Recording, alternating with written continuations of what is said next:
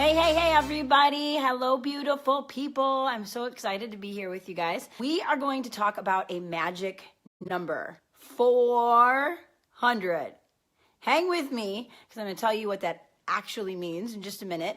As you're popping on, and I'm probably going to say this a few times during the video because some people only can pop on for a minute and hop back off and go watch it later.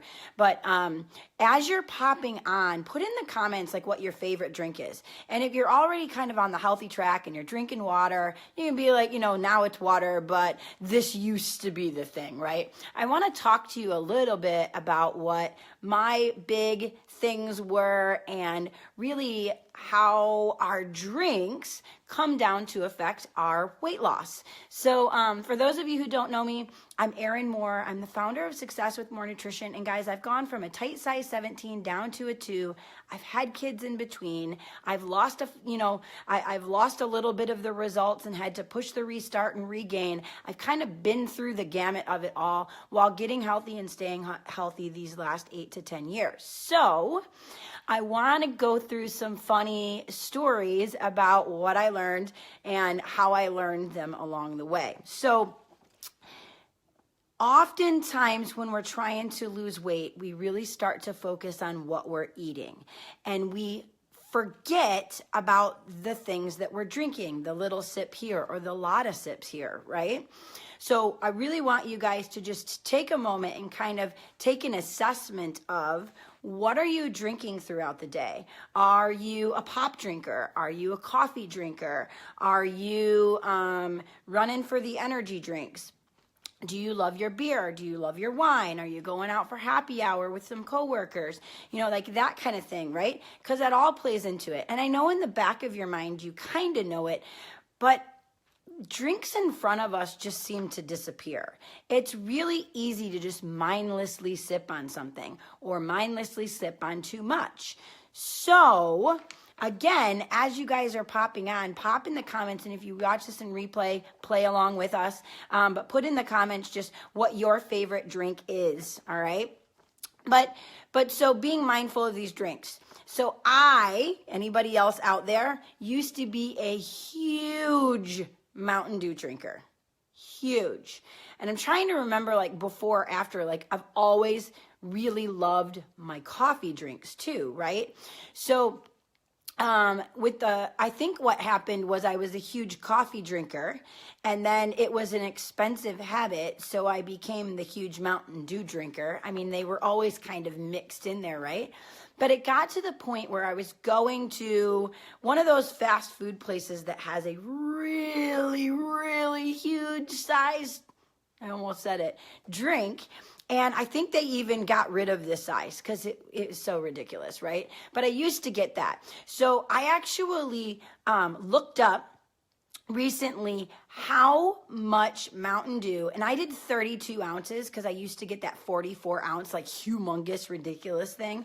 But, it's got ice in it. So for 32 ounces, check this out, 490 calories and 124 grams of sugar. Oh, I didn't tell you what the magic 400 was all about. So again, as you're popping out, put your favorite drinks in here, but check this out. 400. The average number of calories Americans drink on a daily basis. And check this out. 37% of those calories is from sugar. So again, when we're just kind of mindlessly grabbing for a drink or we need that little pick-me-up and we're so used to our fallbacks of our favorite coffee drinks, our favorite fast food and the drink with it, running into the gas station, stopping by the fountain drinks, right? 490 calories just in that one Mountain Dew drink that I got all the time, okay? Another story in my weight loss is I really fell in love with Choco Vine when it came out. If you don't know about it, I really don't want to tell you all about it because I don't want to give you some other bad habit to go try.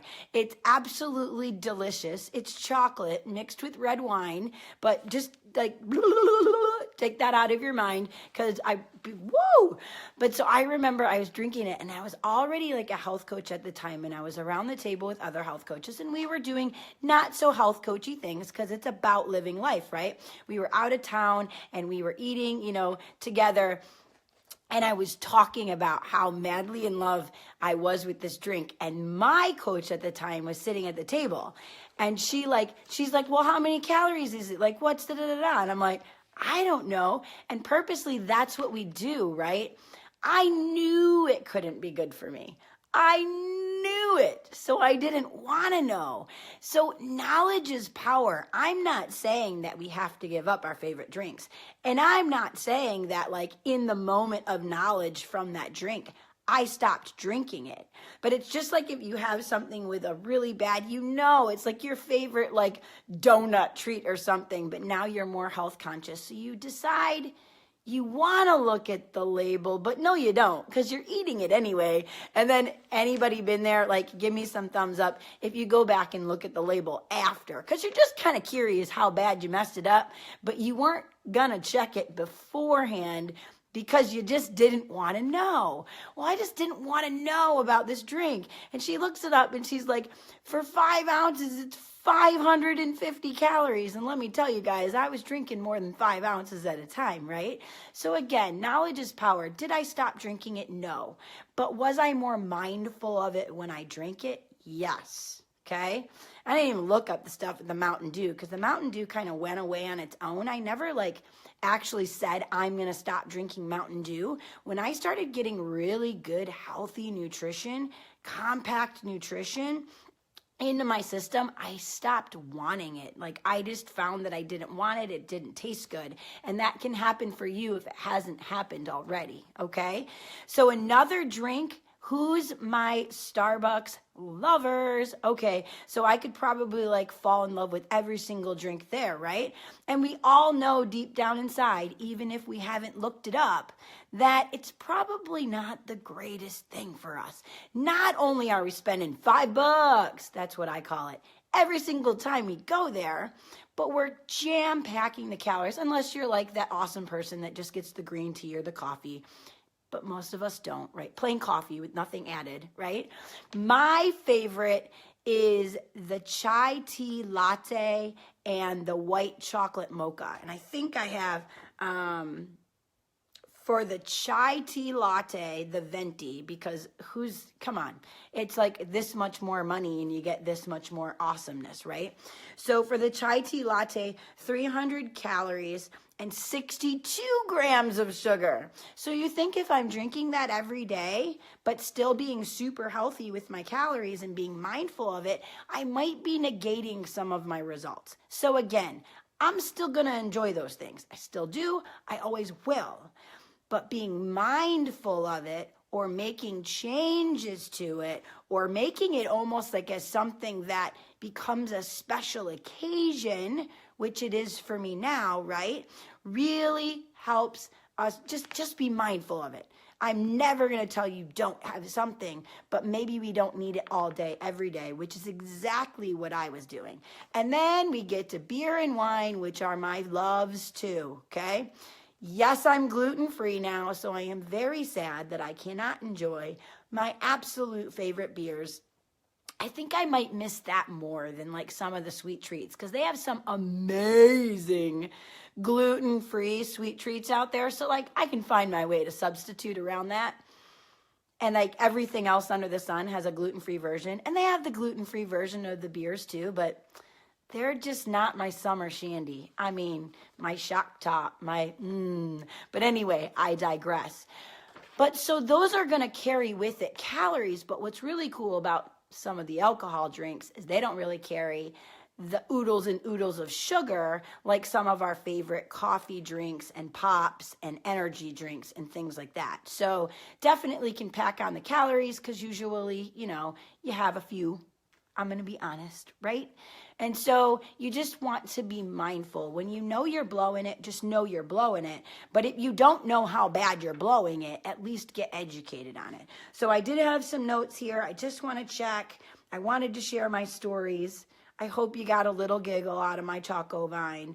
But yeah, I think that's pretty much everything. So I know I'm popping on in the middle of the day. A lot of you guys watch this on replay in the evening on your way into work or at lunchtime. So as you're watching on replay, just be sure to connect.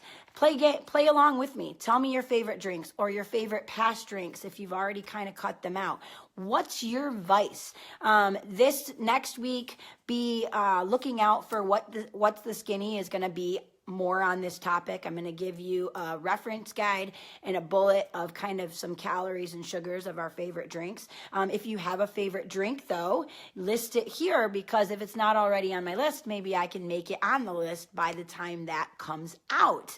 So for those of you, again, that don't know me, Erin Moore, founder of Success with More Nutrition, I am here to just totally pay it forward, guys. I've lost the weight. I've been in the ups and the downs. It really comes down to this, okay? You might have heard that before, but it really comes down to, are you ready mentally to make it happen?